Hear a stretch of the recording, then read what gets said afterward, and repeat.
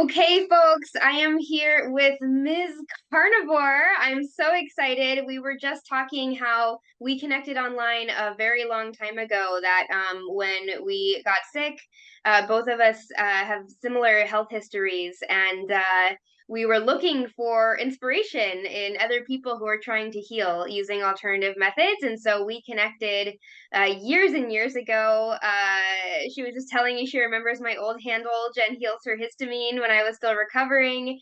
And we've both had just these incredible journeys and now are both coaching other people after our recovery. So I'm really excited to have her on and just, yeah, let everyone know what is possible and what different paths to health can look like. So thank you so much for taking the time. Hello, Jen. Thank you for inviting me into your channel. I hope I can bring some clarity to people that are struggling with some chronic illness to see that it's possible to improve your symptoms and even heal in some cases. Yeah, absolutely. Well, I'd love to give people just a little background as much as you want to share about your health history in terms of like how long you've been sick, what you feel like your big triggering events were, like what happened, what do you kind of identify as the pieces that really took a toll on your health? Yeah, so it's a bit of a long story. I'll try to be brief. That basically, as a kid, I was already someone that I was always very tired and I needed extra sleep. And then during my teenage years, I started having very painful periods. Not as painful as they were much later, but they started, I started getting all these signs like something wasn't right, but I was still able to like do a normal life, go to high school, get good grades and all that. It was at the time where I was like 18, 19, where my menstrual pain became a lot worse. I was having like cramps that were not like fixed by taking some ibuprofen. I was having very heavy bleeding. And I was also at a point in my life where I have all this pressure to go to university. You had to start your life, blah, blah, blah. But I was sick like literally 1 week per month at this point between the previous days before my period. And then during my period, I will feel very weakened, very debilitated. And I tried natural things, but none of it worked because we were not addressing the right things. I was just like, oh, there's this supplement or take that, but I wasn't even given magnesium or anything like that. Keep in mind, this was like way before social media. So there Mm-hmm. wasn't much information about this, all my life, this period pain was normalized. I have some relatives who also have a painful period. So it was all normalized in my family. It's just like something you had to deal with, until menopause. Yeah. And then when I was 19, I was desperate because, I wanted to have a normal life with no pain. And I made the big mistake of going to a doctor to be prescribed birth control because, I felt like this could be the only way to regulate my cycle, or so they say. So I was put on the ring and my hair started declining, but it was a very slow decline. So I wasn't very in touch with my body back then. So I couldn't really associate this decline with it. I just thought, oh, it's just like, Mm-hmm. it's my genes. I'm just getting worse. And I wasn't feeling too good on it. I was switched to a couple different pills. Basically what happens, it was like a period of a year. It's like the worst year of my life because basically slowly I started feeling very depressed, not just depressed, but I had suicidal ideation every day of my life. Wow. I started having panic attacks, like really terrible panic attacks. Like I will go to bed at night and I will start having panic attacks. I couldn't breathe. And I didn't really have anything going on my life that could guarantee getting these panic attacks. My life was very calm. I didn't have stressors. I didn't really have any drama or anything going on. But for some reason, my health, especially my mental health, was crumbling down. The pill also never really helped with my painful periods. They were still the same because I was still, now I know I was dealing with copper toxicity. I was dealing with excess estrogen. I am not a good methylator. I have the MTHFR gene, so that was something that wasn't addressed. During this period of time, I made a second big mistake, which is like when I started having anxiety, I was also having a lot of insomnia, and I'm talking like going entire days without sleeping. So of course I went to the doctor, because when you go through a lot of insomnia, you're desperate for anything that will help you sleep. And I was prescribed a benzodiazepine, and I started to take this benzodiazepine as needed. And this basically ended up like in taking them for 13 whole years and having bad withdrawal situation, which I'll get to later. During this time, I was also prescribed antidepressants, which made me feel even worse. I was even put on an antipsychotic for a month. I never had psychosis, but for some reason I was prescribed that to sleep. So yeah, it was a very, very terrible time in my life. I only started seeing the light when I decided to quit birth control. It had been a year of this nightmare, and I was just like, you know what? I've been on this for a year. Time is passing by. I'm just feeling worse and worse. I'm gonna try and see how I feel like without it, because my period's still being painful, so it's not making a difference what I wanted. Yeah, so I quit birth control, which I was always told it was a very low dose and it couldn't be affecting my mental health. And within a couple of weeks, I started seeing the light again, like that big cloud of depression I had over my head dissipated. And now there's like some studies that show that when you start taking hormonal birth control, when you're still in your teens, you have a much bigger chance of developing mental illness, And now I know I wasn't really mentally ill. I was just suffering gut dysbiosis, deficiencies, copper toxicity, all these great list of things that come with interrupting your hormones, at that age or at any age, really. So basically, I quit birth control. But another mistake I made during this time is that I decided to go vegetarian, because another thing that they tell women with very painful periods is that, oh, you gotta go vegetarian. All that red meat, all that dairy is what's causing your cramps. My boyfriend at the time was vegetarian, so I had a bit of pressure in that sense. He was also a very good cook, so it was just easy to fall for it. In the beginning, it wasn't so much for ethical reasons, but for health reasons. But later on, I got into the ethical part of it too. And in total, I was vegetarian for 5 years. And then when vegetarianism wasn't enough and I wasn't feeling good enough, I decided to jump to veganism. So I was a vegan for another 5 years, which, was another nail in the coffin. Yeah. Right.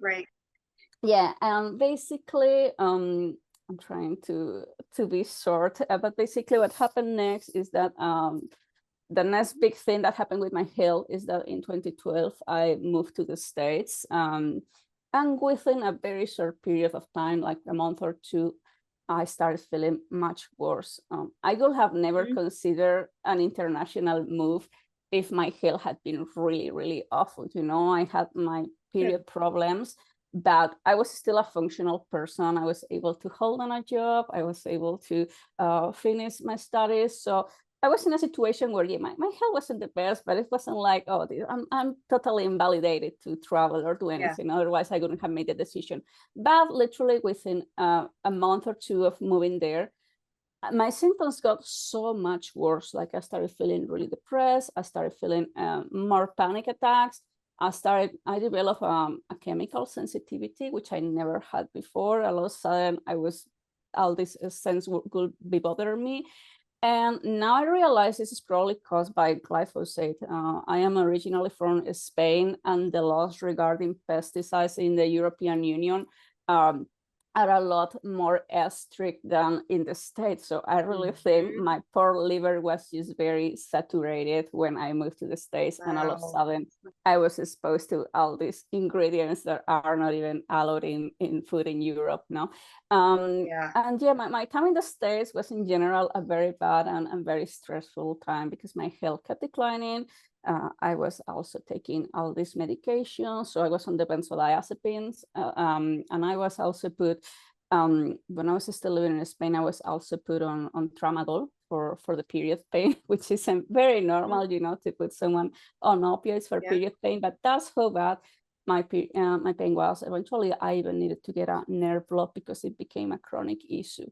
And I started seeing the light at the end of the tunnel around 2013, 2014. That's when my healing journey began, because I was really desperate and I decided to go see an acupuncturist when I was living in New York. I have zero trust in natural medicine or acupuncture. Like my family have always been big believers in the medical system and kind of dismiss all these natural therapies. And now they changed their mind after seeing what happened with me. I They bet. still, yeah. But Well, basically, yeah, I mean, if I could just interrupt for a second, I just feel like I just really want to highlight, because I hear this all the time, that, a lot of people will have some health issues that they're dealing with, right? Like you were kind of always tired as a kid, you had these painful periods, right? Like things weren't great, there were issues going on, there were clear imbalances, but it's often the Western medicine interventions that actually get us into those health crashes. And I hear this over and over again when people tell their healing stories. It's like, yeah, it's not like I felt great before there were issues, but when I try to intervene with these pharmaceuticals, right, and with these more intensive Western medicine style of interventions, like that's when things really crash, and I just think your story is such a dramatic example of that, right? Where like every time you tried to go to a doctor to get help, you were prescribed something that ended up making your symptoms actually worse. And so it seems like a lot of your healing is actually healing from the yeah, interventions that doctors try to give you. absolutely. Absolutely. Yeah. I always like to say that I went to the doctor with one single problem, that was menstrual pain. And I came out with Hashimoto's, I came out with MCAS, I came out with a benzodiazepine dependency. I came out with a lot of things that should have never happened had doctors done their job correctly or done the right test, because at the root cause of all of this was celiac disease. I'm going to explain this a bit better. So Yeah. that's when I started researching all this natural medicine, and I decided to go to an acupuncturist. And I have zero trust in it. I was like, okay, it's gonna be a waste of money, but at least I tried, because I'm just like dying here in bed. I couldn't even work at this point. And I started feeling better, like almost immediately. Like after 1 or 2 sessions, my period got much better. I started sleeping better. Of course, I wasn't nowhere near healed, but that's when I realized, oh, I can feel actually better. And I was working with him, but every time I will go there, I will feel better. And then after a week or two, my symptoms will begin to worse. So I think he started realizing my problem was something environmental, and he recommended I quit gluten. And I was like, are you insane? How am I gonna quit gluten? Like I just gluten, I was vegan. So I was eating a lot of pasta, a lot of bread. I always liked that a lot. I was kind of addicted, And basically, I was like, okay, I'll try it because I have nothing to lose. I'm kind of desperate. And within a short period of time, like in 2 weeks, I went through like a really heavy detox where I have a fever and I smell really bad. It's like my body was expelling all these toxins. And then I started feeling much better. Later on, I did genetic testing and I had the celiac gene. I had like some symptoms that correspond with like, what was it called? Yeah, and I had to cut this off. Yeah, Fine. can Can I just ask though, do you feel like part of that is because also wheat is such a heavy source of glyphosate in the States? Like, do you see it like maybe you were detoxing glyphosate when you cut gluten out? Have you thought about that or? Yeah, I think that's a possibility because, to be Yeah. honest, when I live in Spain, I will get bad periods, but I wasn't having like I was always a silent celiac. I don't think I've been a celiac since childhood, but I think there was some signs of autoimmunity. I think my celiac disease probably developed more when I went on birth control and all my hormones got messed up. But yeah, I think definitely there was a correlation with the glyphosate in wheat when I was living in the States as well. And I went through this detox, and that's basically when I started realizing the power of elimination diets. I couldn't believe that this food that I've been eating my entire life, and I think is safe, was causing me all these problems, And by this point, I had like developed a chronic pain. So I started feeling better. but I still had very, very acute pain in my right ovary because it was like a neuropathy basically from not being treated for so long. So I had to go to Spain, get a nerve block. It was an awful fight with the medical system because I was close to getting like surgery for endometriosis. It got canceled twice, so that also made me research into other things. And eventually I went to a doctor in Spain, which was an expert in endometriosis, and she was like, you just need to get a nerve block. And the nerve block actually helped. Like, this is the only intervention I had from Western medicine that was actually helpful. But it could have been, it could have been avoided, you know, if I had been, if they done the proper test first.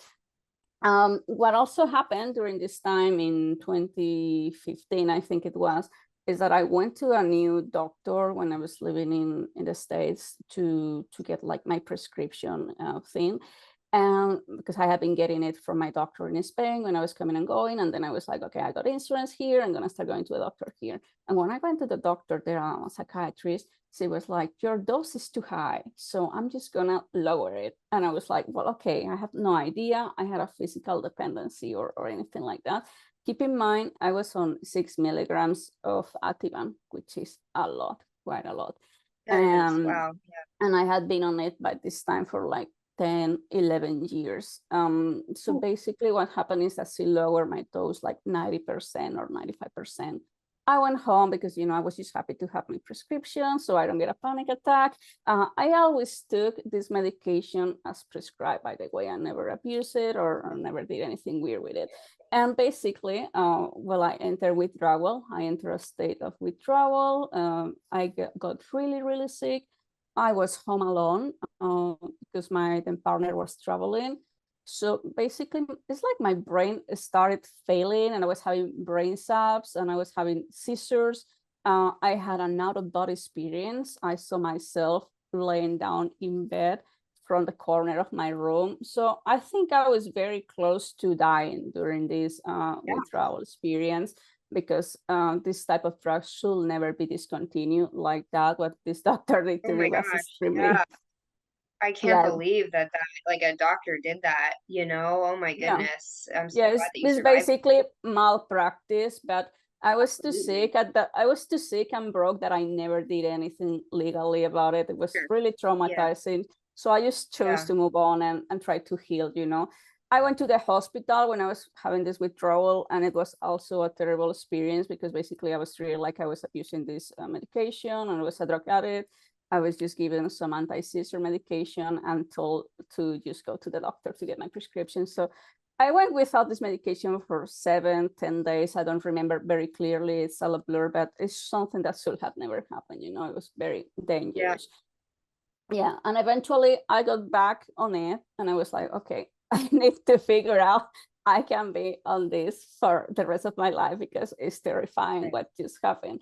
So I started researching and I found out about all the dangers of these drugs, because when I was first prescribed it, when I was 18 or 19, the only thing I was told was, you need to be careful because it's an addictive drug. But I was like, well, I don't have an addictive personality, so I have nothing to worry about.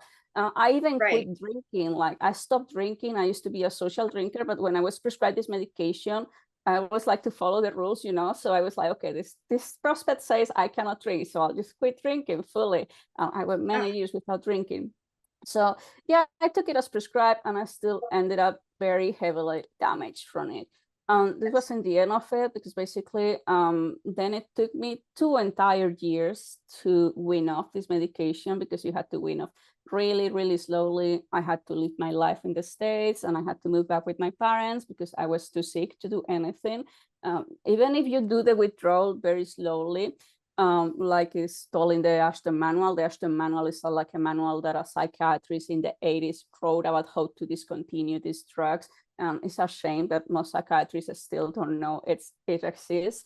But I followed these guidelines. I had to do it even slower. It took me 2 years to discontinue them completely. And once I discontinued them, it wasn't the end of my problems. I thought it was like the beginning of my most complete healing to this day. because what happened is that all of a sudden I started having, during the last year especially, I started having many food intolerances. By this time I had gone back from veganism. I was already eating meat, but I was starting having all these intolerances to foods that are supposed to be not bad for you. You know, I wasn't eating processed foods or anything. I was like pretty much on a paleo with dairy diet. And all of a sudden, once I stopped, I started having intolerance to everything that wasn't meat. I realized that I could eat a potato and feel sick for a couple of days, feel very depressed, or get anxiety, or get like a very bloated belly. I never had like obvious GI issues before. And eventually I was like, well, you know, I think I only feel good eating meat. And I had heard about the carnivore diet. So I was like, you know what, I think this is bullshit, and I'm gonna give it a try because I have nothing else to do. And I decided to try like eat just meat for a few days. And it was like night and day. Like all of a sudden, Wow. I started feeling energetic. I started feeling my personality changed overnight. The color in my face changed. Like I used to be like, you see me kind of pale now because I'm in front of a big window, but I have a good skin tone now. Before I was heavily anemic.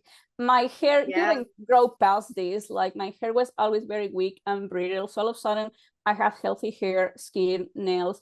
I just have like a different tone to me, and I started feeling like positive about life. Before I was in a very dark place and I was feeling very negative. And it was just like a whole new life really when I went carnivore. That probably didn't end because I realized I was having histamine issues. All of a sudden I was reacting to foods that are high histamine within a carnivore diet. So I couldn't eat seafood, I couldn't eat egg whites, I couldn't eat fish, I couldn't eat like cured meats. And that's sort of how I found you, you know, because I decided to make my Instagram and I started researching carnivore and histamine problems. And eventually this led me to fully heal myself of my MCAS and heal my gut. And now I help other people. I became a naturopath. I'm also an expert in mycotherapy. And I try to make it short, but it's not easy to make it too short. That's amazing. Yeah, and I want to hear more about how your journey with carnivore and your healing journey went, but I just want to emphasize for folks, you can say more about this too, like part of the connection here is like all these medications that you were on, you know, like the psychiatric medications, the birth control, um, these medications damage the gut. Like they have documented damaging effects on the gut microbiome and the gut lining and are hard on the liver too, you know. And you mentioned like maybe I was so sensitive to getting exposed to glyphosate for the first time because my liver had already been so congested, you know. And so I just want to really um, just make really explicit for people like that's how all these things are connected, and this is why it's so common for people to develop chronic illness issues, whether it's, you know, celiac disease or histamine intolerance, you know, or, you know, whatever digestive issues or just general food allergies and intolerances after they've had these bouts with heavy medications for many years. And this is a side effect that a lot of doctors I think just don't know about, you know, but people certainly are not told. Is that like the connection that you make, or do you feel like there's other factors too in terms of like what actually the mechanism was? Yeah, absolutely. I think one of the biggest causes of my problems was all this medication. You Yeah. cannot pretend to go on a medication for 10, 15 years and come out without side effects. Maybe while you're taking the medication, you're feeling fine because the symptoms are being masked. But Right. once you stop it, this is what happened to me. I never had GI issues until I stopped it. It was like these issues were kept dormant. Right. Another thing that also influenced me a lot into getting sick was chronic stress and trauma. You know, I had many situations, especially situations with doctors since childhood that were traumatic. And this also was a big influence in just having a very dysregulated nervous system, plus having all these panic attacks. I was always in a state of fight or flight for many years. Yeah. Yeah, absolutely. And another example of like it becomes this feedback loop with stress and trauma and chronic illness, where you're saying when you first started having symptoms, you didn't feel like your life was that stressful, but then all of the interactions you had with doctors, you know, who maybe weren't providing the care you needed, or maybe were even invalidating, you know, and not getting the help you needed. I mean, that experience is traumatizing, and then that furthers the symptomology, because now we're under this stress. We've had these traumatic experiences and our symptoms are getting worse because of that. So it's amazing how it just all gets Yeah. into this snowball, Yeah, basically. it was Yeah, a big snowball for me. And I'm sure a lot of our viewers agree and have similar experiences, that you go to a doctor, you get invalidated, especially if you're like a woman and you look somewhat healthy. They'll be like, you right. know, it's all in your head. For me, it was like they asked me, does mental illness run in your family? And my Oh, grandma had wow. depression her entire life. So that was like, gave me the diagnosis, depressed, because her grandma was Wow. depressed. And my grandma was on a lot of medications her entire life, so I'm sure her liver was Wow. burdened, and she had similar gut issues that went undiagnosed her entire life. But yeah, it's Absolutely. pretty sad, you know, that we develop all these health problems and we go asking for help, and instead of getting help, our experience is invalidated. And not only that, but we're put on drugs that we are promised they're safe, and then they make our initial problem much worse, and we develop even additional problems. Yeah. Yeah. Yeah. Great point. Yeah. Well, I want to hear a little bit more about like the recovery, you know. It sounds like you just continued to realize that you were having more and more issues with foods you were eating, and you had this connection of like, when I eat these lower histamine meats, I'm not having as many symptoms. Like, okay, I will try that kind of low histamine carnivore style of diet, which is a style of diet I use with my clients all the time who have very severe symptoms. And for you, it sounds like it was very quick, like within days you started noticing a difference, like a whole mind body transformation. Can you just tell a little bit more about how your healing progressed, and how maybe your carnivore diet has changed, or you know, how you've shifted it over time into what you're doing now? Yeah, well, it wasn't as easy. I had to do like a lot of trial and error, because I started on a regular carnivore diet, and at first I felt good on it. But then after a couple months, I realized that some foods were not agreeing with me. That's when I began realizing I had histamine issues, because in the beginning it Uh, was like my liver all of a sudden wasn't burdened, my digestive system wasn't burdened. So all of a sudden I was feeling really, really good. But then I had this period where I wasn't feeling so great until I figured out I had histamine issues. Basically, I will eat anything high histamine and I will get a rash in my face. My eyes will get swollen. I will get a rash over here, over here. I will also start developing symptoms where I will get I will take a shower, a hot shower, and I will get a rash too. And I was in the shower, so I couldn't take hot showers for a while, which was really miserable. I was also very sensitive to a sense. It was since the beginning of the carnivore diet. So it's pretty obvious to me now that my liver was extremely burdened, and I had a lot of gut permeability, and I got some testing that showed this as well.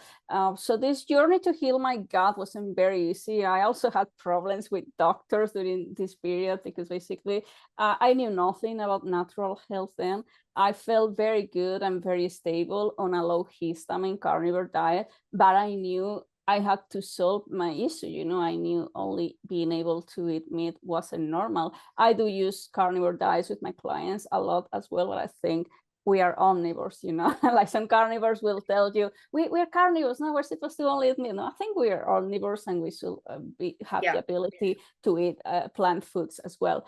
So I Right. I decided, think of carnivore as like a therapeutic intervention, you know, yeah, and it's like it's not enough to feel like you necessarily have to be carnivore the rest of your life, but it's an amazing intervention. yeah. But it sounds like you also recognize like, okay, I need to figure out the deeper issues so that I can expand my diet in the long term.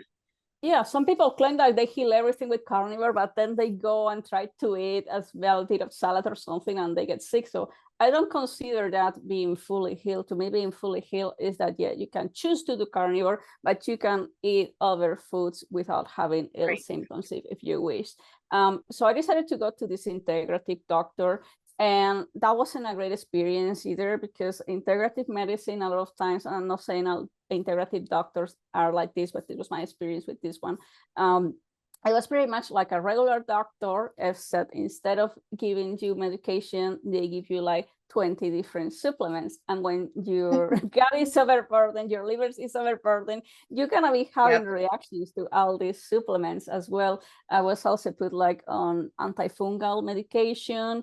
So yeah, that wasn't a really good time either, but at least it got me to learn a lot about different supplements and what works, what doesn't. Eventually I had to go on, well, another accident that happened during this time is that I got contaminated with gluten accidentally. And I developed what I think was refractory celiac disease. I think my immune system was at such a poor point in my life that basically I got contaminated with these gluten traces, and I didn't even know I was celiac then. I got the genetic testing later. I thought I was just sensitive because no one ever bothered to explain to me that, oh yeah, you need to get all this testing to get diagnosed. You know, I just quit gluten and that was it. But after this contamination, I was very sick for 6 months. So I had this magnificent year on low histamine carnivore, and all of a sudden I got sick again. And I was pretty much bedbound for 6 months. I was very inflamed, very depressed. And eventually I was kind of desperate. This is also when the lockdowns began. So I was like, okay, I have to do something about my immune system now. And I decided to go on a low dose naltrexone. And that helped a lot. I'm not really a big fan of medication, but I didn't know much about herbal medicine back then or other ways to fix it. So I was like, you know what, I'm desperate, I'm gonna go on it. And it actually helped me. I was on it for like a few months, and it helped me lower my inflammation and regulate my immune system. And this also helped me tolerate the supplements that I needed to take to heal my gut. And eventually, with all these interventions, I was able to heal from MCAS, and I can eat high histamine foods now. And anything I want, I don't really feel like any ill symptoms. Oh, that's so amazing. Yeah. So it sounds like carnivore was a big intervention to just kind of get the symptoms stabilized, but there were certain things you did, obviously, after the the whole gluten Yeah. fiasco, but there were certain things that you were able to bring in that you felt like really took your healing to the next level. Do you mind sharing a little bit about like were there certain supplements or certain types of foods that you added that you feel like really helped cement the gut healing? Yeah, for me, it was absolutely lion's mane. Lion's mane was like a before and after in my gut health and just my health in general. After being on benzodiazepines for 13 years, I have huge cognitive issues. I'm talking like I couldn't keep a conversation with you like that, like a few years ago, because I will have to stop in the middle of the conversation and be like, hey, sorry, Jen, what was I talking about? You know, I will have to leave notes for myself. I had very, very serious memory issues. I will even dare to say some degree of brain damage really from this medication. Yeah.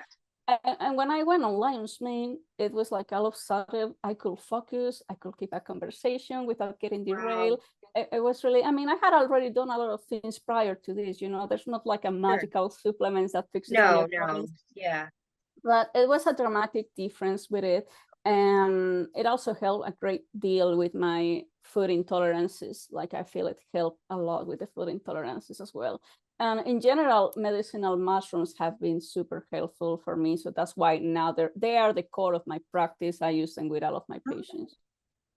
Beautiful. Beautiful. That's incredible. I mean, I know that lion's mane, part of why it's effective is that it really stimulates nerve regeneration. And we always think about that in terms of the cognitive benefits, but it sounds like maybe it helped regenerate the nervous tissue in your gut lining, you know, and maybe, you know, other areas of your body as well. That's incredible. Yeah, What a cool. it can also help like if you have candida, it can help like rebuild your mucus layer. So it's an immunomodulator as well. So it's just very effective overall. But I don't recommend it for people who are still dealing with histamine problems because it can act Stabilize first. Yeah. Yeah, it can act as a histamine liberator. In those cases, it's better to take reishi, for example. To take what? Reishi. It's another Oh, mushroom. reishi?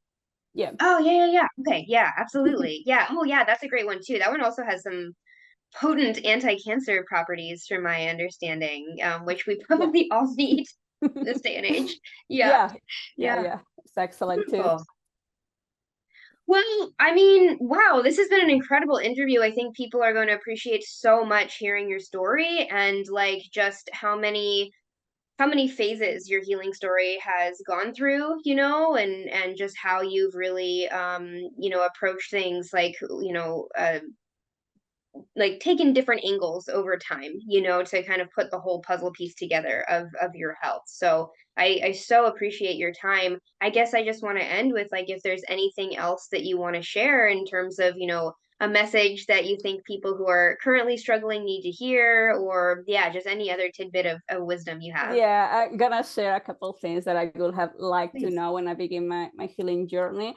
Love that. One of them is that you don't need to wait to have a full diagnosis to start working on your symptoms, because one thing that delayed my Yes. healing and that made my problems get much worse was just going from doctor to doctor waiting for a diagnosis, because most doctors have no idea how to diagnose these things. I didn't even know I had an autoimmune problem until I fixed this autoimmune problem. So if you address the symptoms, you can still do great things. And another thing is that don't be scared and don't get worried if you begin a healing journey and all of a sudden you have ups and downs, or you had new symptoms, new things coming up, because as you can see with my journey, it wasn't an easy ride. And whenever you start healing a problem, I always like to say it's like peeling an onion. You get in layers, and first you're going to be addressing your burden liver, then your gut, then you might have some trauma come up, or there's always something to heal. Yeah.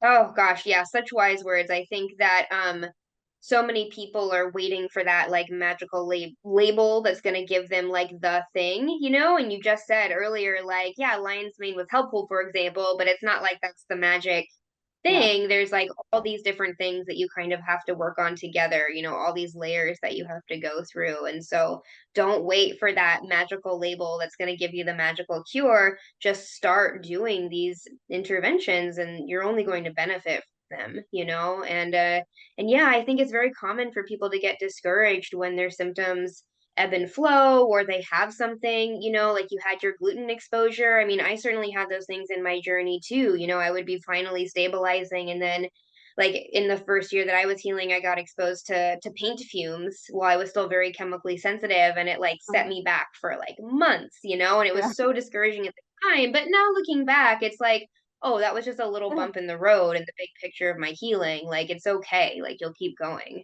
Yeah, now we can laugh about it, but when it happens, it's very dramatic. Yes, yes, absolutely. Beautiful. Okay, well, are you doing coaching now? Are you taking clients? Do you want Yeah, to share a little bit about your business and how people can get in touch with you? yeah, I do coaching. If anyone wants to work with me, you can find me on misscarnivore.com, and also Miss Carnivore on Twitter, on Instagram. My Twitter is in English, my Instagram is mostly in Spanish. And you can just contact me through my website. Beautiful, beautiful. Well, thank you so much for your time. Thank you so much, Jen, for inviting me. Bye.